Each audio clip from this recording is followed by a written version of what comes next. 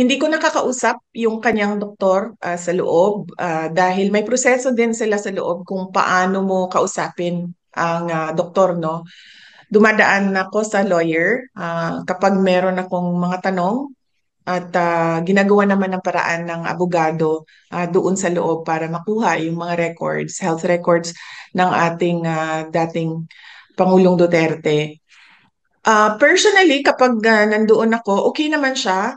Tinatanong ko siya kung meron siyang nararamdaman. Sinabi niya, ang nararamdaman ko ay natural sa isang matanda na tao, no? Masakit yung utuhod, masakit yung likod. Meron siyang nararamdaman na sa lamig, ba? So, nahihirapan siya mag-acclimatize. Kaya lagi siyang balot na balot. Ah, so far, wala siyang gana masyado kumain, sinasabi niya. Nag-request siya ng gatas at prutas at pinaabot namin yon sa kanyang doktor na yung request. Yun lang.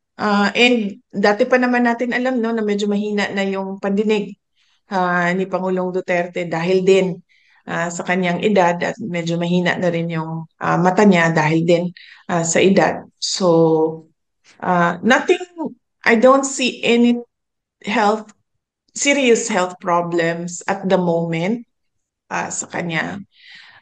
All that I see are yung dala ng katandaan.